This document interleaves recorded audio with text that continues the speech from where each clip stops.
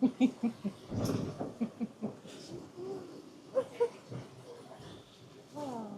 Magenta Project. Part 1. So we start again. Update on the race. Okay, so it's day number 6 of the Ocean Race Europe, leg number 5. We are making our way east. At the moment we had a big comeback. We were 150 miles behind the fleet, and last night we made our way back, and it's nice upwind conditions here, and we expect very light breeze and upwind conditions all the way up to Montenegro, Boca Bay. Yeah, that's right. We spent most of the Med dealing with big thunderclouds, rain, and very unpredictable conditions. And we are now, I believe, in the Tyrrhenian Sea, if I'm not wrong. And the weather here is, as it always is, beautiful sunshine, 10 to 12 knots of breeze, and anyone would love to come here on a sailing holiday. Okay, so why offshore sailing? Is it your first love? What made you decide to make it a key focus in your future career?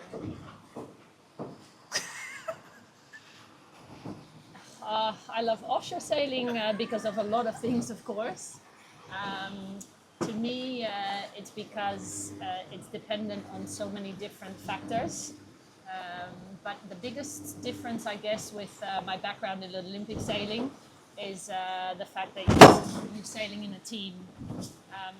I really love the teamwork aspect of ocean racing, of offshore sailing. I love being part of a puzzle, and every person in the team being a part of this puzzle and helping making these puzzle pieces fall into place. And the reward is so much better when you do it together as a group, as a team, than by yourself.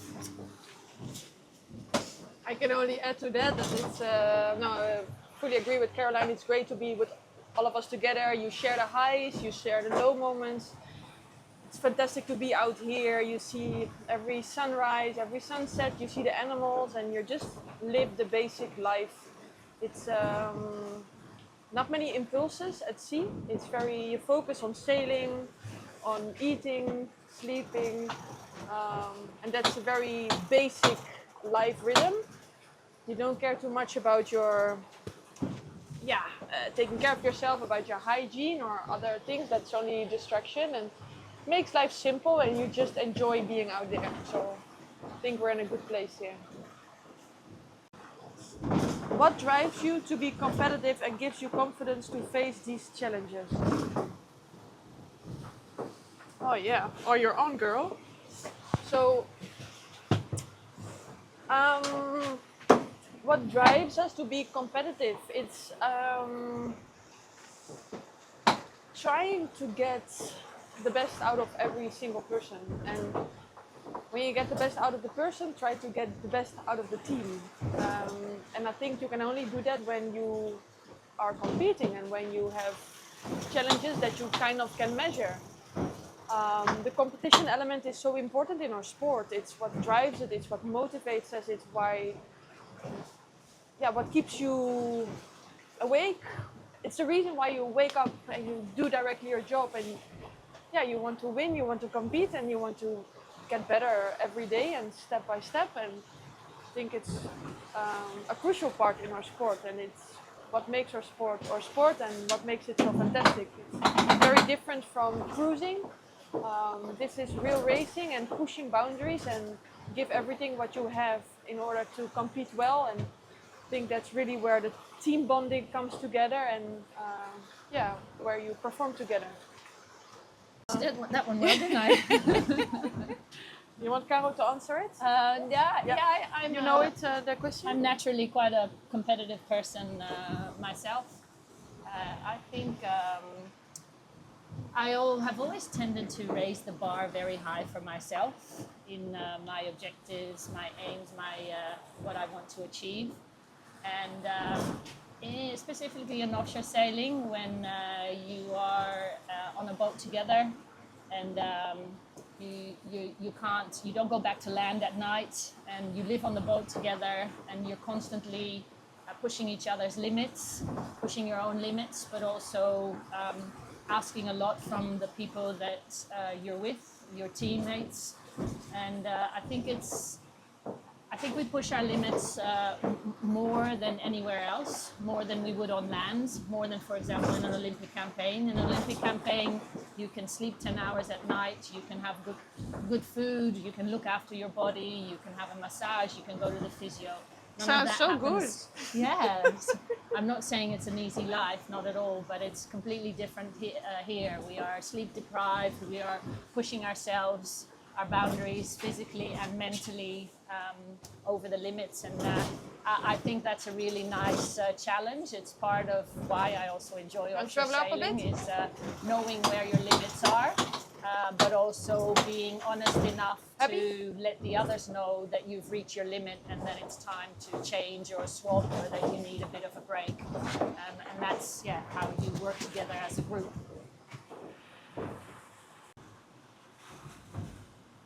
Oh, what advice would you give to yourself? Oof.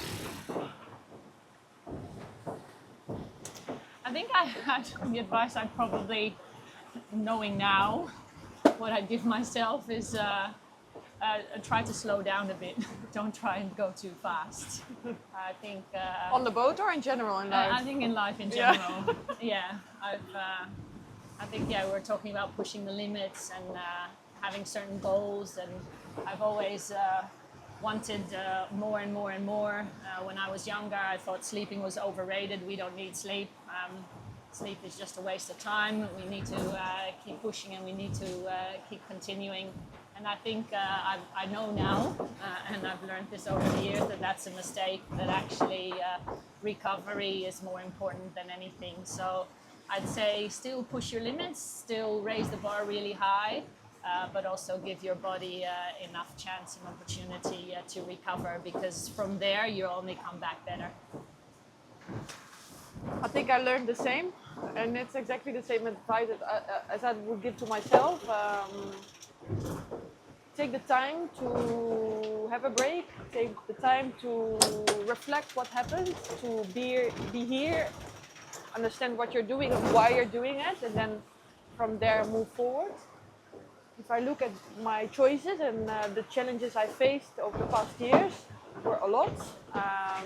I put my own limits very high. I challenge myself every day, and I'm at the moment at a point that I'm like, okay, it's really time to step back, take a rest, enjoy what I've built so far, enjoy time with the family, give my body the chance to rest, especially after the pregnancy. My daughter is 8 months now, and I started working very quickly after the birth, 2 weeks after actually. From there I started pushing for the sailing, back into training for this race with this team, and I made it. I'm here and I'm performing well, but I realized that my body is very tired, and I need mentally and physically I need time to really slow down and to take a break. So that's what I'm gonna do after this race for a moment. So that's the advice I give to myself, and I try to follow it up. Or as pastime. Okay, well, my advice to people who like to make it into the professional sailing is really to follow your own path. There's no written book about what steps you have to take to make it into this sport. There's multiple ways. I would say try to surround yourself with people who are in the sport and who can give you some tips and advices and contact numbers. Try to sail as much as possible on different boats. Work your ass off, work very hard, and most important, enjoy the journey. It's difficult to make it into professional sailing and to earn your money with it and to stay in the professional sailing. So really enjoy every day on the water, and that's by far the most important. It's the advice that I got myself from Dirk de Ridder. It's a Dutch legendary offshore sailor, and he said to me, make sure you enjoy every day.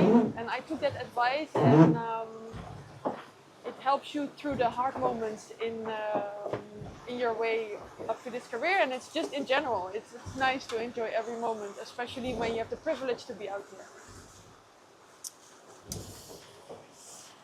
agree with all the above, and I have one more bit of advice. Join the Magenta project. It will give you lots of opportunities and help you with your offshore career towards the future. Cheers.